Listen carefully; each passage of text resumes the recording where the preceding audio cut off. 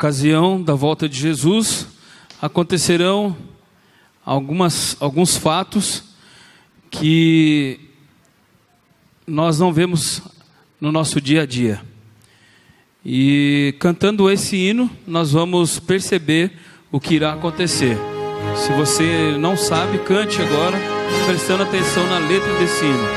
128, o Rei vem vindo.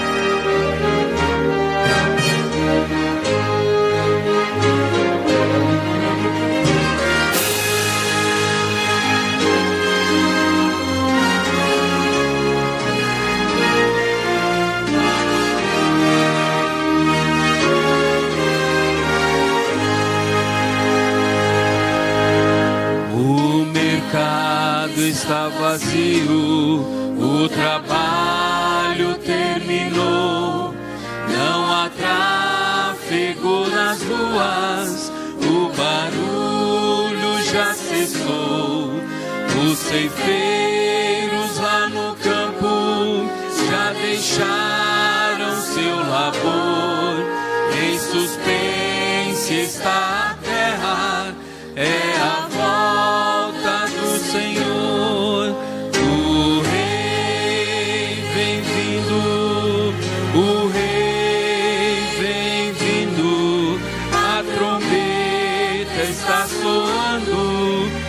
Remidos a chamar, o Rei vem vindo, o Rei vem vindo, aleluia, Ele vem me buscar. Eis que se abrem sepulturas ante a ordem do Senhor, os remidos ressuscitam entre hosanas e louvor, mas os maus em desespero, em angústia e aflição, já se escondem pelas rochas, fogem da destruição. O Rei vem vindo, o Rei vem vindo, a trombeta está soando, os remidos a chamar. O Rei vem vindo, o Rei vem vindo, aleluia, Ele vem me buscar. Já os salvos vão subindo, ouço o coro angelical, todo o céu está se abrindo, há um brilho sem igual, como o som de muitas águas, nós ouvimos ecoar, aleluias ao Cordeiro, nós já vamos para o lar. O Rei vem vindo, o Rei vem vindo, a trombeta está soando, os remidos a chamar. O Rei vem vindo, o Rei vem vindo, aleluia, Ele vem me buscar.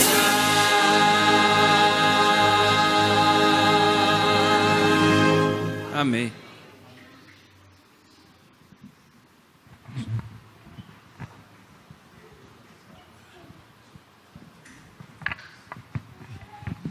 Feliz sábado, igreja. Estou muito feliz por poder ter participado da semana de oração, por ter recebido o convite do pastor Edmar, da Leila, por ter participado, compartilhado desse tempo na casa deles. Muito obrigado por me receber ali, foi muito bom. Fui muito bem tratado. Pousada cena especial, cardápio especial também lá, viu? E eu fui muito bem tratado, estou muito feliz. Eu queria mostrar para vocês, a maioria de vocês não conhece minha família, Então eu tenho uma foto para mostrar para vocês e também entregar um abraço da minha família para todos vocês. Vamos ver se vai conseguir projetar. Durante a semana eu contei algumas histórias da gente, e alguns olham para a gente e ficam assim: mas você tem 3 filhos mesmo? É verdade, viu? Tá aí, ó. O Gustavo tá bem grandão, quando 2 anos assim, já 3 anos, né, que a gente está longe, e eles crescem bastante. Ele completou 16 anos essa semana. O menorzinho ali é o Mateus, tem 7, e a que está no meu colo é a Carol, foi a última a chegar na família. A gente acha que realmente vai encerrar esse momento de tanto filho, né? e a minha esposa, a Liliane, mais conhecida como Lili, e eu falei com eles ontem, e eles entregam um abraço para vocês, pedindo a Deus que Deus continue abençoando vocês. E eu agradeço os presentes que recebi e, sobretudo, a oração que recebi aqui do pastor Edmar e dos anciãos. Esse é um presente especial que eu vou levar no meu coração, e peço a vocês que orem por mim, por minha família. Nós moramos na Grande Capoeiro Sul, é um bairro ali de Cachoeira, uma das cidades mais antigas da Bahia. Não sei quantos anos, que é muito tempo, tem mais de 200 anos aquilo ali. E o colégio está ali, a Faculdade Adventista da Bahia. A gente mora ali há 3 anos e trabalhando ali para Deus, e eu conto com as suas orações sobre a minha vida, sobre a vida da minha família, tá bem? Muito obrigado. Quero convidá-lo a abrir a Bíblia em Mateus capítulo 24, para a nossa última reflexão dessa semana. Minha gratidão a todos, e eu não vou citar os nomes porque eu posso ser injusto, mas em nome de todos, desde do dia em que o irmão Jama, o Eduardo e o Barros foram me buscar no aeroporto, todos vocês foram muito bondosos, carinhosos comigo. Eu agradeço a todos que se envolveram, que apoiaram todos os ministérios da igreja, tá bem? Mateus capítulo 24, nós temos aqui um sermão de Jesus, e eu quero começar mais uma vez fazendo uma pergunta: você gostaria de ouvir um sermão de Jesus? Gostaria? Nós vamos ter essa oportunidade. Quando Jesus fez a ceia, a última ceia, ele disse que nos aguardaria para celebrar uma ceia onde? Lá no céu. Nessa ceia, ele mesmo será o preletor, ele vai ser o pregador, e vai ter uma grande mesa, não é? Todos nós assentados. Não dá nem para imaginar, você já pensou? Porque a Bíblia diz que vai ser uma multidão que ninguém pode contar, o dos salvos. Uma mesa aos nossos olhos infinita, e todo mundo sentado ao redor da mesa, com um novo nome, e ele então vai celebrar a primeira ceia da nossa nova história. Amém? Nós não podemos faltar nesse dia. Eu e você precisamos estar lá presentes. E ele vai celebrar, vai fazer esse sermão. Mas no tempo de Jesus aqui na terra, ele algumas vezes fez alguns sermões. O livro de Mateus é o que mais registra os discursos de Jesus. São alguns discursos. E ele fala sempre do reino. O reino, e ele aponta para um reino que ele vai implantar no coração das pessoas, e um reino que será estabelecido por todo sempre. As parábolas dele em Mateus apontam sempre para isso. Ele inicia a parábola falando, ou ele conclui a parábola falando do reino, e algumas vezes ele faz alguns discursos que são chamados de sermões. Nós temos alguns sermões registrados na Bíblia de Jesus. O capítulo 24 tem o segundo sermão mais extenso que Jesus pregou. O primeiro está no capítulo 5, que é o Sermão da Montanha, e o segundo está no capítulo 24, que é no mesmo lugar, no Monte das Oliveiras. Algumas pessoas acham que o sermão acabou ali no capítulo 24, mas ele avança até o capítulo 25. É um sermão um tanto que extenso, que nós temos aí. E eu gostaria de humildemente extrair alguns pontos do sermão de Jesus. a começar pela introdução do sermão e depois pelo desenvolvimento do sermão, e vamos mencionar uma ilustração que Jesus usa, pelo menos uma ilustração que Jesus usa no seu sermão, para nós então concluirmos, tá bom? Então vamos lá ao capítulo 24, o verso que eu gostaria de ler é o verso 3. No Monte das Oliveiras achava-se Jesus assentado, quando se aproximaram dele os discípulos em particular, e lhe pediram: dize-nos quando sucederão essas coisas, e que sinal haverá da tua vinda e da consumação do século? Muito bem, Jesus está no Monte das Oliveiras. Alguém aqui já teve o privilégio de ir ao Monte das Oliveiras? Não? Eu também não. Então todos nós aqui estamos na mesma situação. Mas eu aprendi com o pastor Edmar essa semana que é possível a gente fazer viagem sem sair de casa. O pastor, ele conhece quase toda a Europa, se não toda a Europa. Vendo alguns documentários e lendo a respeito, você pode viajar. E hoje nós vamos fazer isso, uma viagem sem sair do lugar. O Monte das Oliveiras ficava na região de Jerusalém. Ao contrário do que a gente pensa, ele não era uma montanha, mas era uma planície elevada. O Monte das Oliveiras era um lugar que Jesus apreciava ir. Por quê? Era um dos poucos lugares daquela região árida de pedra, era um dos poucos lugares que tinha vegetação. Ele ficava num lugar assim, e fica num lugar muito bonito, aonde à direita de quem está, é possível avistar uma vegetação que não é comum na região. Um pouquinho adiante do Monte das Oliveiras estava um jardim que Jesus apreciava também ficar orando. Como é o nome do jardim? Getsemane. Muitas vezes Jesus ia ao Monte das Oliveiras, porque ele gostava de ficar a sós na presença de Deus, de seu Pai. Era um lugar que ele gostava de ir. E também havia essa visão bonita da natureza, e Jesus gostava de andar na natureza, de estar no meio da natureza. Havia o jardim, lugar que ele gostava também de ficar para orar. À esquerda de quem estava no Monte das Oliveiras, era possível avistar Jerusalém, e todo o movimento de Jerusalém, as pessoas transitando, elas indo para o templo, elas com a família delas, era possível avistar ali. Jesus gostava de ficar ali. Ele estava sentado e os discípulos então se aproximaram dele. Os discípulos vieram por causa daquilo que eles haviam visto e acompanhado Jesus. Jesus passou pelo templo de Jerusalém, e o que ele disse a respeito do templo? Que não ficaria pedra sobre pedra. Ele deu uma informação que o templo seria destruído. Para um judeu, o término do templo representava o quê?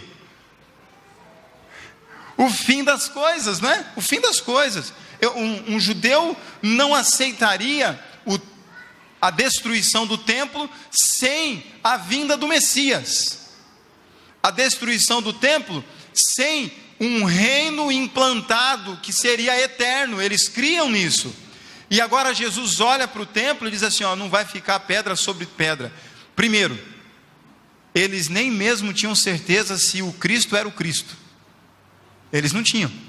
Eles não tinham certeza ainda no coração se aquele que estava dizendo que o templo não ficaria era de fato o Messias, era de fato Cristo. Eles estavam num processo de aprendizagem, de crescimento espiritual. E então lá na frente, eles entendem que Jesus é de fato o ungido Cristo, mas até aquele momento não. Então, se o templo seria destruído, eles logo pensaram: que sinal nós vamos ter desse dia? E aí eles fazem uma segunda pergunta para Jesus: quando acontecerão essas coisas? Qual vai ser o tempo do retorno? Qual será o tempo da vinda do Cristo? Qual será o tempo da vinda do Messias? Duas perguntas, ou uma pergunta em dois desdobramentos. Jesus poderia ter respondido essa pergunta muito fácil. Jesus poderia ter respondido de uma maneira direta, sem delongar. Mas Jesus escolheu fazer o que para respondê-los? um sermão. Toda vez que eu me lembro desse ponto, eu me lembro da minha mãe. Quem aqui já apanhou da mãe? Alguns pais não podem levantar a mão, né? Porque os filhos achavam que você nunca tivesse apanhado, né? A minha mãe, ela era assim, é ainda, né? Minha mãe é viva. Minha mãe, ela tem o gênio assim mais forte, estupim curto. Ela é mais nervosa. Minha mãe nasceu em Maceió e com 3 anos de idade ela foi para o Paraná. Cresceu lá no Paraná. Minha mãe é firme.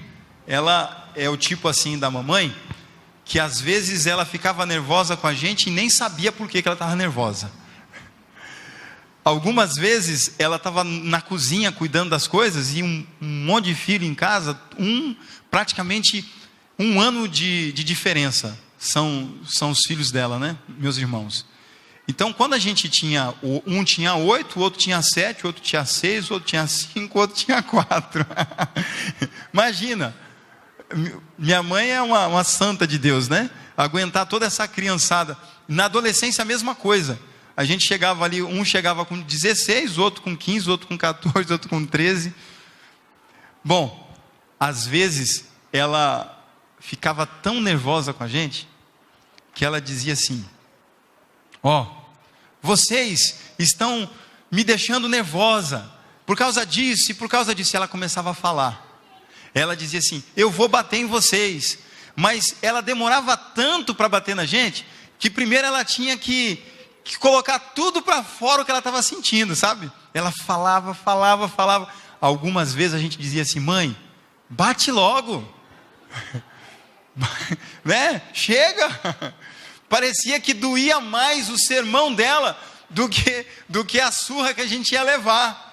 E ela falava. Meu pai muito diferente. Meu pai já falava pouco e batia mais. Ele, quando era o momento dele, a gente sabia que era um homem de poucas palavras. O sermão era bem curto e ele ia direto ao ponto.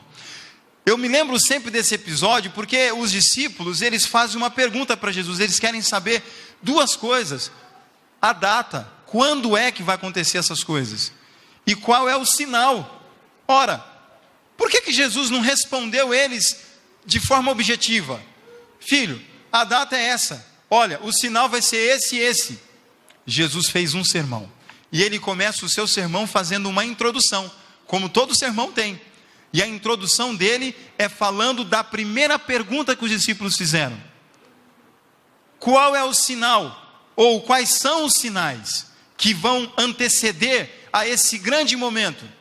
E Jesus começa então no capítulo 24 citando alguns dos sinais. Eu não vou ler, porque é bastante conhecido, mas você pode acompanhar, vou citar aqui. Ele começa dizendo de falsos cristos e falsos profetas. Que mais ele fala no capítulo 24? De alguns sinais. Ele diz que o amor vai se esfriar. Ele diz de guerras, rumores de guerras, nações contra nações, reino contra reino. Ele fala de doenças, de pestes, de momentos difíceis que a humanidade vai viver. Mas ele diz que esse ainda não é o fim. Ou seja, os discípulos querem saber quando. E ele diz assim: está acontecendo todas essas coisas, ou vão acontecer todas essas coisas, mas não é o fim. Em Lucas, e eu gosto da expressão de Lucas, ele diz assim: quando ouvirdes essas coisas, erguei a cabeça, porque a redenção está próxima. Eu quero fazer uma outra ilustração, porque as ilustrações ajudam a gente a aprender e entender. Tem alguém aqui, com exceção do pastor Edmar e da Leila, que são do Nordeste? Nasceram lá no Nordeste? Tem? Tem um ali da Bahia, é isso? Salvador, terra boa aquela Bahia. Quem mais? Tem outros ali. Vamos imaginar, nós já estamos perto do final do ano, e quando chega o final do ano, a gente fica pensando em viagem, não é? Em férias, viajar. Que tal uma praia? Bom, vamos pensar então que amanhã, é só uma ilustração, se você vier aqui você vai se dar mal. Amanhã, às 6 horas da manhã, o pastor Edmar vai alugar um ônibus, daqueles assim de 2, 3 andares, aqueles ônibus espetaculares, sabe? E sabe o que vai ser melhor? É que vai ser de graça a viagem. Vai ser de graça. A gente precisa escolher um lugar para ir. Pode ser a Bahia, pode ser Porto de Galinhas. Bom lugar, eu gosto também desse lugar aí, um bom lugar. Há alguma proposta? Apoio? Votado. Vamos então para Porto de Galinhas. Quantos quilômetros daqui a Porto de Galinhas? É longe, né? Bom, a partir dessa pergunta, alguns já passaram a desistir da viagem. O que você vai ter que fazer? Chegar em casa, arrumar a mala. Quem tem filhos vai ter que convidar a família, porque a gente quer toda a família dentro do ônibus, e cabe todo mundo, viu? É um ônibus que você nunca viu, é um ônibus grande, imenso, cabe todo mundo nele. No primeiro piso, no segundo, se precisar, a gente arruma um de 3 andares, para caber todo mundo. Você tem que convidar seu filho. Deixa eu fazer uma pergunta: o que você vai ter que fazer para ele poder vir?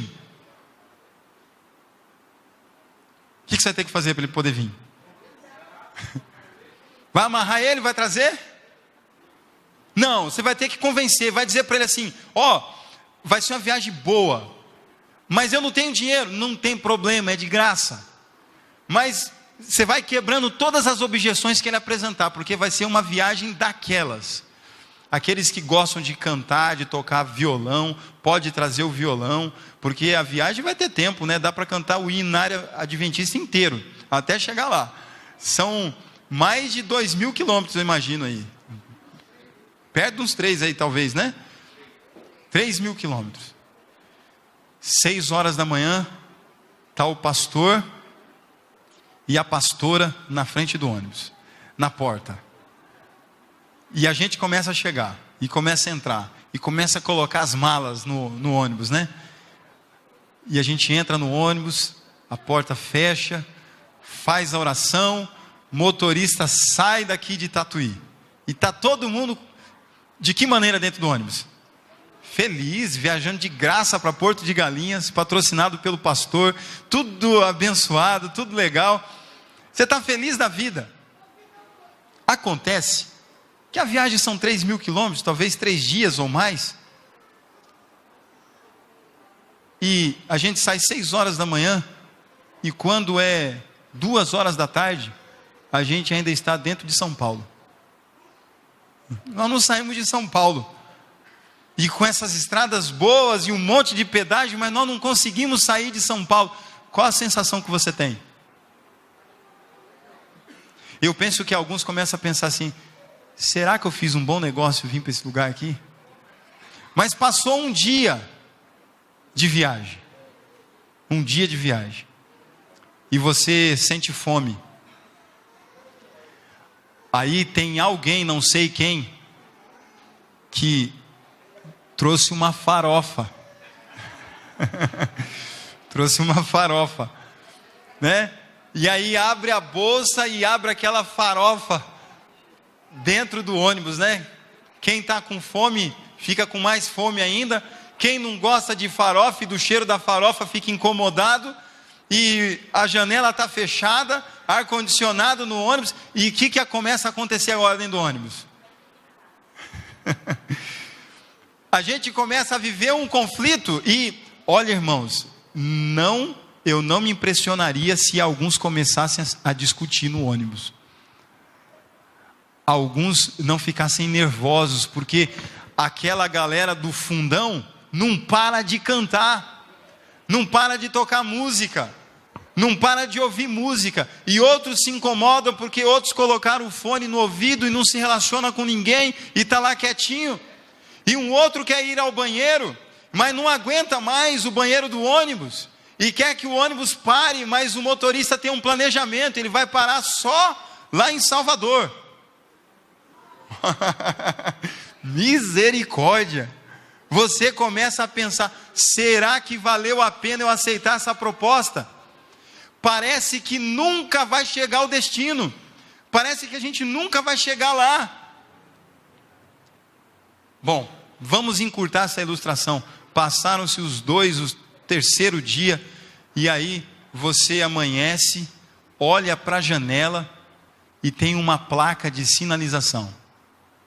A placa diz assim: Recife, a 5 quilômetros. Eu pergunto para você, como é que você se sente agora? Quase lá, né? Quase lá. Aí você diz, nós já estamos em Recife, mas só mais um pouquinho, é só um pouco mais e a gente chega em Porto de Galinhas. Sabe o que acontece? Alguns no ônibus já soltam o cinto de segurança. Alguns querem que a janela do ônibus já seja aberta para a gente poder sentir a brisa do mar. Aquele cansaço de toda uma jornada, parece que ele vai se dissipando, vai saindo da gente, porque nós já estamos quase lá.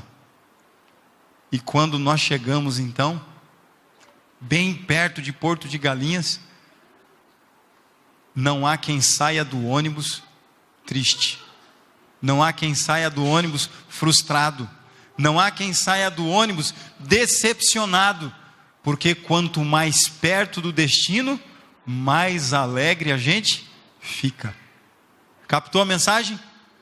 Então, o capítulo 24 de Mateus são placas de sinalização.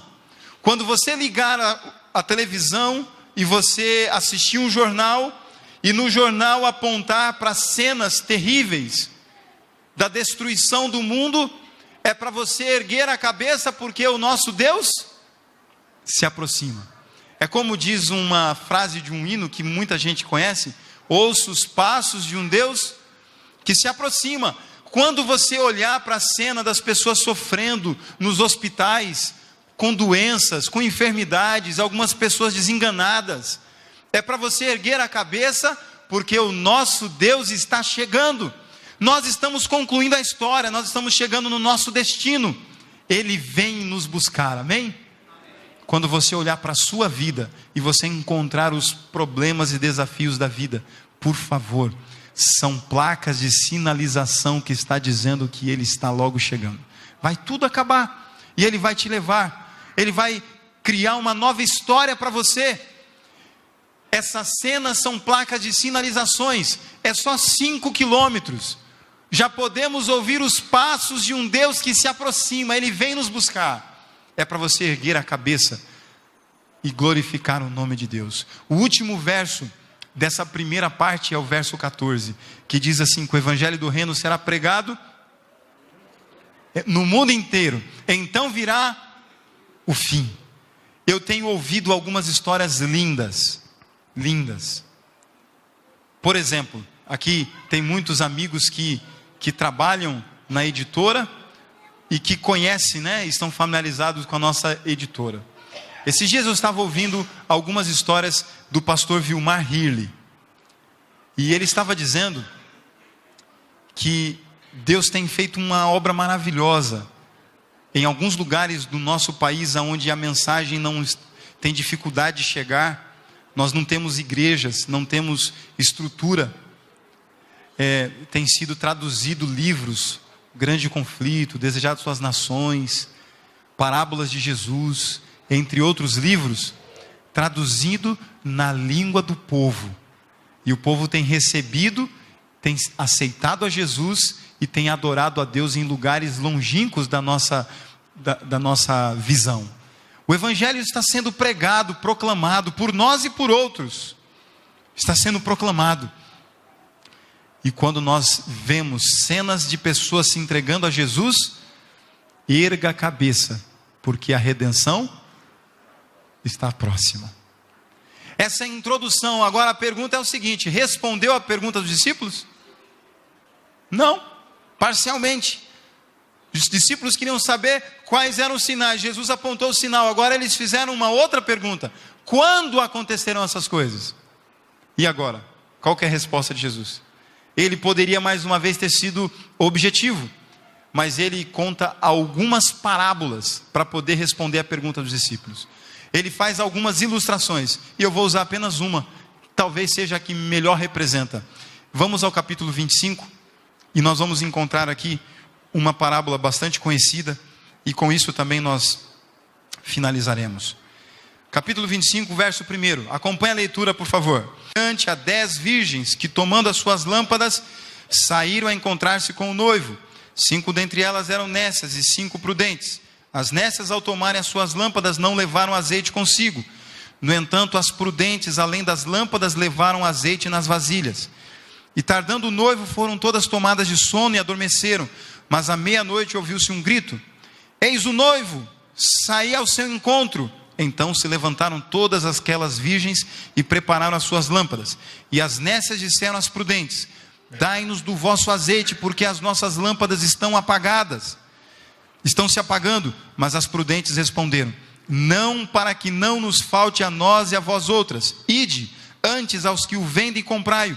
E saindo elas para comprar, chegou o noivo, e as que estavam apercebidas entraram com ele para as bodas, e fechou-se a porta.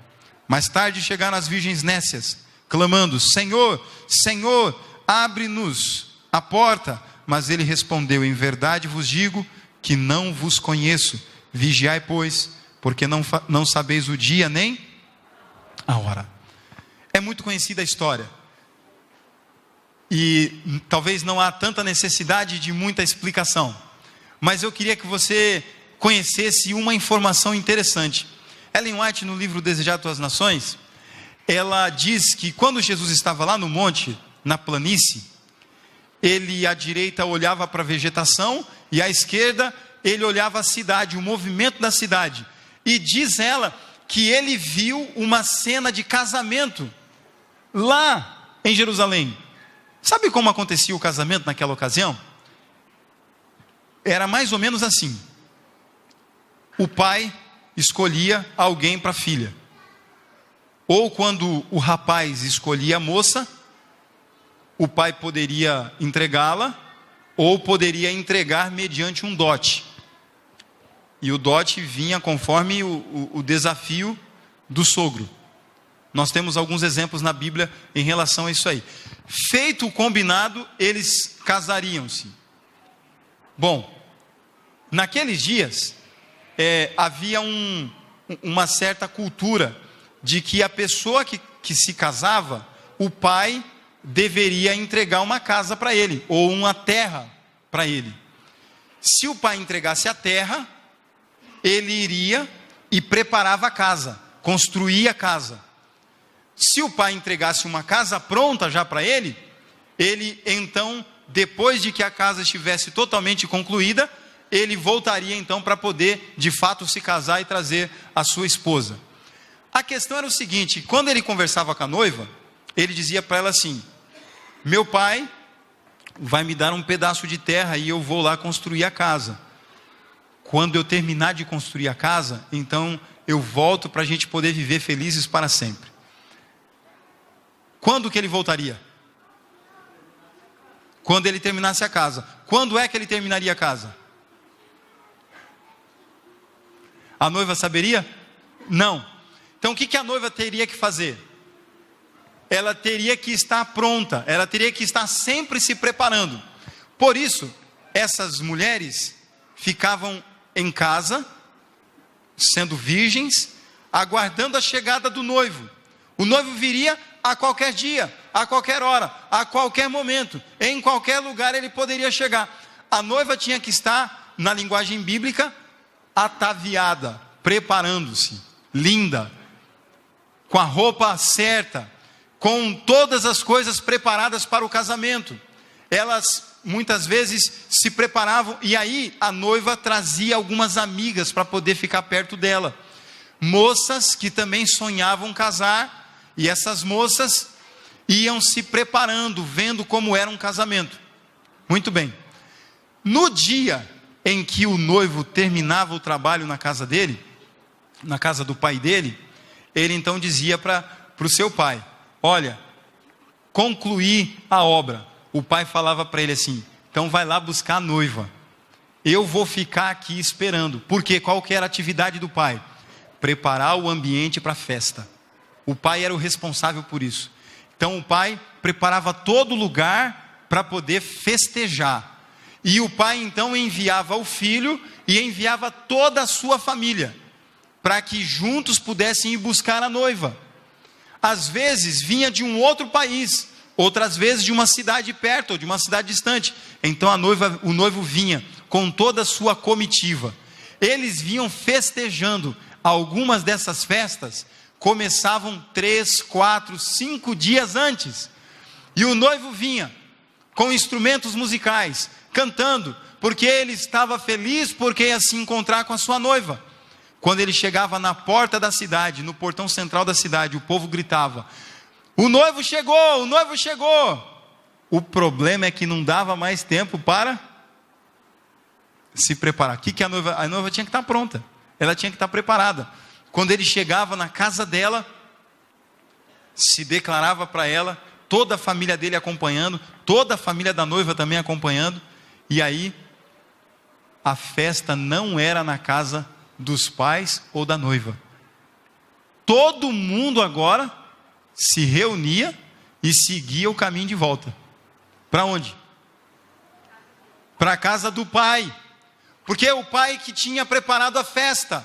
Então todo mundo voltava lá para a casa do pai, cantando, pulando, festejando. Só que vocês sabem, naquela época não tinha energia elétrica. Então, quando ficava escuro, eles precisavam de luz. O que eles faziam? O que eles usavam? Lamparinas. Não era só as 10 virgens que estavam com lamparinas. Todos que iam para a festa tinham que usar a lamparina. E para a lamparina se manter acesa, tinha que ter o quê? Azeite. Quando o azeite acabava, a luz ou o fogo acabava também. Todo mundo tinha que estar preparado, até porque as pessoas não sabiam o tempo de duração da festa. Sabe quando que a festa acabava? Quando a comida acabava. E alguns eram muito ricos, sabe?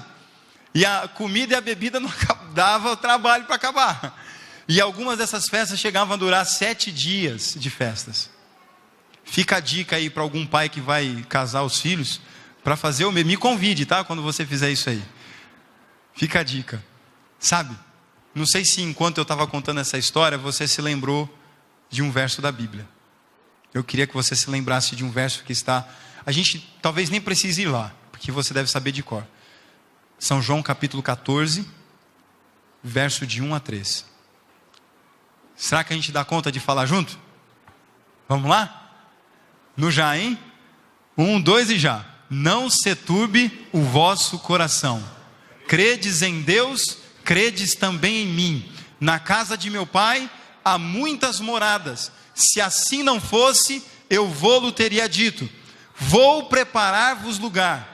E quando eu for e vos preparar lugar, virei outra vez, para onde eu estiver. Amém? É casamento ou não é casamento? O que o noivo foi fazer? Jesus foi preparar lugar. E ele disse que quando ele preparar o lugar, o que ele vai fazer? Eu volto novamente. Essas mulheres representam quem na Bíblia? A igreja, as loucas e as prudentes, viu? Não é só as prudentes que representam a igreja. As mulheres representam a igreja. Isso quer dizer que antes da volta de Jesus, nós temos pessoas prudentes e pessoas loucas. Por que loucas? Porque se o mundo está sem luz, e você não se prepara para que a luz na sua vida brilhe, é loucura. Como é que você vai andar no escuro? Como é que você vai andar sem luz, sem brilho? Nós necessitamos do Espírito Santo. Então alguém que está aguardando a volta de Jesus, não pode viver nas trevas. Não pode viver sem Cristo. Não pode viver sem a bênção do Espírito Santo. Jesus está usando essa lição para os discípulos, dizendo para eles assim: vocês estão me perguntando, quando é que eu vou voltar? A pergunta errada. Não interessa a vocês. Não compete a vocês. Quando é que eu volto? A questão é, quando eu voltar, você vai estar pronto? Quando eu voltar a essa terra, você vai estar preparado? Quando eu voltar a esse mundo, você vai estar pronto para me aguardar, para me esperar? Essa é a pergunta que Jesus faz. Os discípulos perguntaram outra coisa, que não tinha muito a ver. Será que a gente também não está interessado na volta de Jesus e menos interessado em estar preparado e pronto? O azeite representa o Espírito Santo, e algumas daquelas mulheres não tinha em reserva. A lâmpada ou a lamparina representa a palavra de Deus. Todas elas tinham, viu? Interessante isso. As prudentes e as loucas. E se eu perguntasse aqui para você, quantas Bíblias você tem em casa? Que agora a gente não pode perguntar mais se alguém tem Bíblia. É quantas Bíblias tem em casa? Quem tem mais de 5 Bíblias em casa? Olha aí. Eu também tenho. A gente tem Bíblia de um monte de tipo de linguagem e presentes. A questão não é se você tem Bíblia. A questão é se você está pronto para a volta de Jesus. Essa é a grande questão. E Jesus faz esse trocadilho com eles, para eles poderem pensar um pouco. Quando eu preparar a casa, eu voltarei para poder buscar cada um de vocês. Amém? Eu quero dar a você e a mim uma chance de fazer uma escolha. Eu não perguntaria se você quer ir para o céu. Também não perguntaria se você quer se salvar. Porque eu tenho absoluta certeza que todos aqui diriam que sim. Todos, sem exceção. A minha pergunta é o seguinte: você quer estar preparado para a volta de Jesus? Você quer estar pronto para a volta de Jesus? Jesus Cristo vai voltar e não tardará. Ele quer buscar você. Ele vai estar no céu, no santuário celestial, e num momento ele vai dizer assim: está consumado. A mesma frase que ele disse na Bíblia, na cruz do Calvário: está consumado. Nessa hora, o Pai vai dizer para ele, talvez nas letras daquela música do Arautos do Rei: filho, vai, chegou a hora, vai lá buscar. Não é o Pai que vem nos buscar, porque não foi o Pai que morreu por nós. É só Ele que é digno, Cristo Jesus. Então Ele vem nos buscar. Diz a Bíblia que vai haver silêncio no céu. Todos os anjos virão com Jesus em glória e majestade. Eles virão fazendo festa, cantando. Eles virão tocando instrumentos musicais. E um dos instrumentos, a trombeta, quando ela soar, os mortos em Cristo ressuscitarão primeiro pelo soar da trombeta. Amém? Nós podemos rever queridos e amigos que ficaram na história. Se nós, em algum momento da história, também tombarmos ao soar da trombeta, nós levantaremos para ver Jesus Cristo face a face.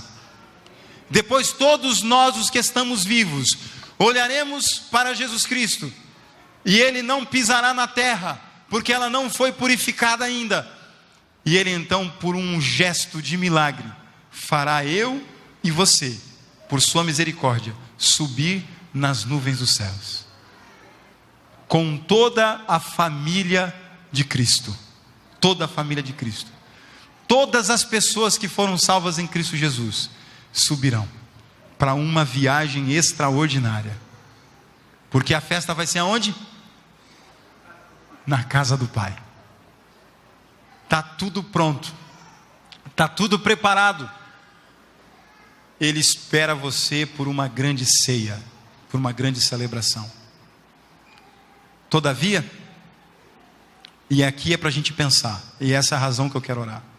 Todavia, quando a porta fechou, que é a porta da graça, que as virgens loucas bateram a porta tentando entrar, Jesus respondeu de forma muito firme para elas.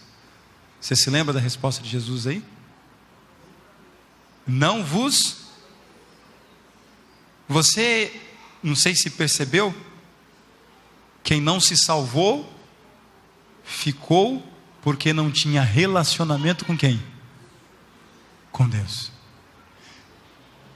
Quem não se salvou, não ficou por razões de práticas religiosas, por razões de doutrina apenas, por razões da lei. Não é isso. Jesus não está dizendo para vocês não podem entrar aqui porque vocês não guardam os mandamentos. Vocês não podem entrar aqui porque você não devolveu o dízimo. Você não pode entrar aqui porque você não está vindo na igreja. É lógico que essas coisas são importantes, mas para Deus o que é mais importante é se você conhece Ele, e se Ele conhece você. Ele tem saudade de você, Ele quer se relacionar com você, e Ele não pode levar para a festa quem Ele não conhece. Você aprendeu durante essa semana. Você só precisa falar e ouvir Ele, para você poder conhecê-lo, andar com Ele, viver com Ele. Essa é a única forma de você se preparar para encontrar Jesus. Eu quero convidar a Leila, ela vai cantar uma mensagem musical. A música, a Neila vai cantar uma música que nos dá a chance da gente poder ouvir e tomar decisões. Ela vai ser um dueto. Ela quer o microfone, vou te dar o microfone, viu? O apelo é para todos nós, tá bom? Enquanto a música é cantada, você vai pegar do pastor. Eu gostaria de desafiar você. Se há alguém aqui nessa manhã, eu vou te dar. Deixa eu só terminar de falar uma coisinha, tá bom? Eu vou dar para você o microfone. Aqui, ó. Se alguém nessa manhã gostaria de dizer sim para Jesus, dizendo para Ele assim: Senhor, eu quero me preparar, eu quero estar pronto para a sua volta. Custe o que custar, você não pode faltar nesse dia. Custe o que custar, vivo ou morto, você tem que estar preparado para o dia da volta de Jesus. Hoje, Jesus vai te dar uma chance, uma escolha, tá bom? Se você disser sim, eu queria que você ficasse em pé e viesse aqui à frente. Eu quero concluir esse momento com essa oração, tá bem? Que Deus abençoe.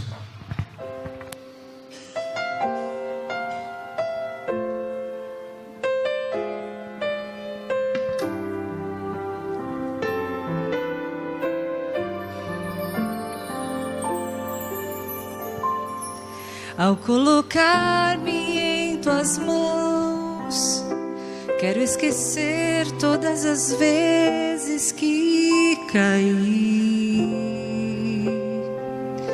Não quero reviver batalhas duras que perdi, quando de ti me afastei e tão longe eu vaguei. Hoje te entrego outra vez a minha vida, a minha mente, o meu ser.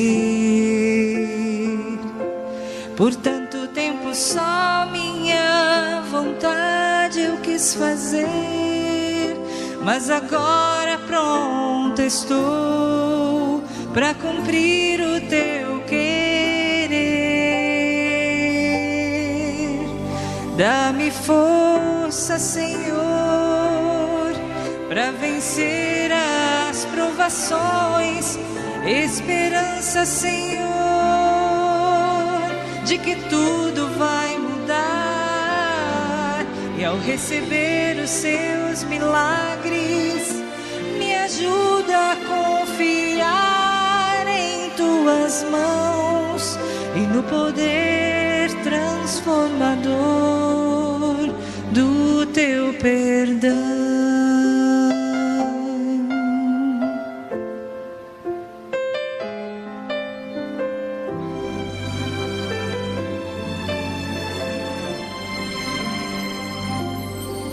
E ao entregar-te o meu ser, eu só te peço, nunca mais me deixe ir.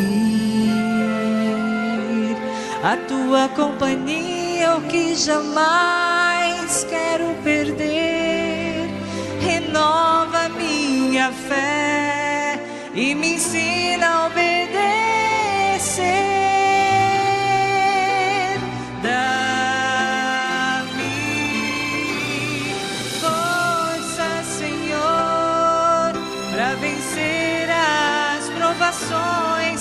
Esperança, Senhor, de que tudo vai mudar.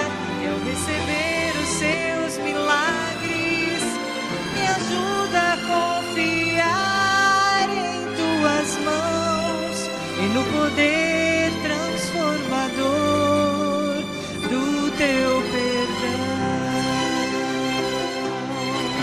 Se não fosse a tua graça, não sei onde estaria. Te agradeço e te louvo por me dar mais uma chance. Dá-me força, Senhor, para vencer as provações. Esperança, Senhor, de que tudo vai mudar. E ao receber os seus milagres, me ajuda a confiar em tuas mãos e no poder transformador do teu perdão. E ao receber os seus milagres, me ajuda a confiar em tuas mãos e no poder transformador do teu perdão.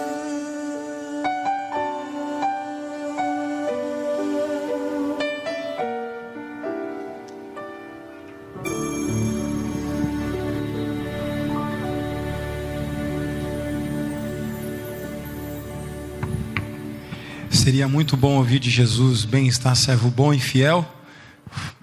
Foste fiel no pouco, sobre o muito te colocarei.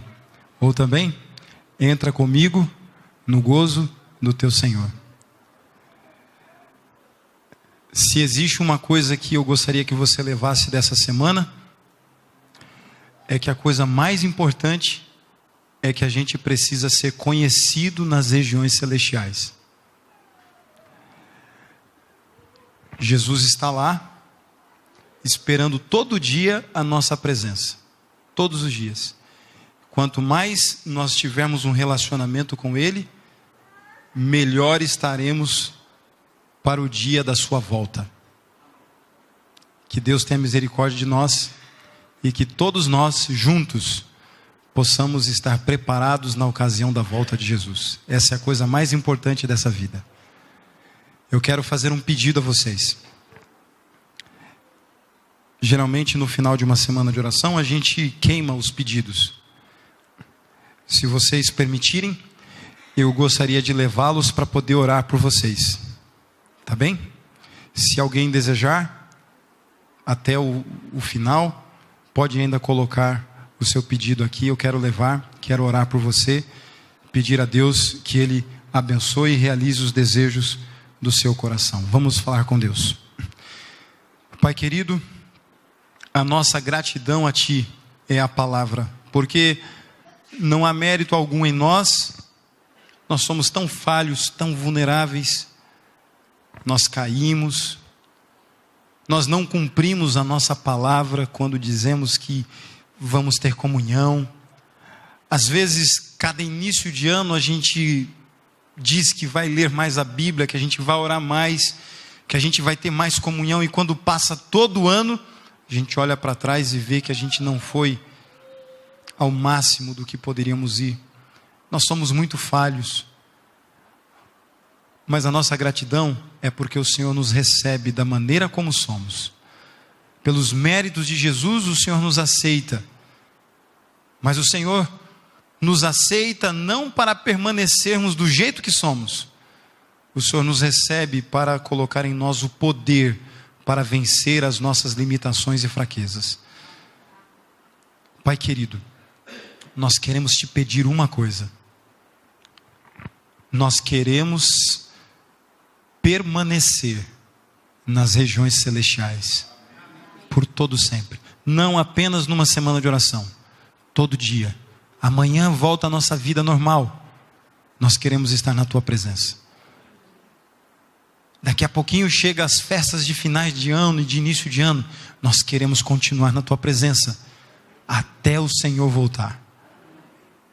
Com ousadia nos aproximamos do trono da graça para suplicar ao Senhor que nos abençoe com toda sorte de bênçãos espirituais. quando o Senhor voltar a essa terra, queremos ouvir do Senhor: venha e possua por herança o reino que eu preparei para você desde a fundação do mundo. Obrigado, em nome de Jesus, amém. Eu penso que seria bom você abraçar o seu amigo, ou amiga, ou marido, ou esposa, e dizer para ele assim: eu quero estar pronto, e você também, até a volta de Jesus. Tá bom? Dê um abraço e diga para a pessoa: nós estaremos prontos pela graça de Deus até a volta dele.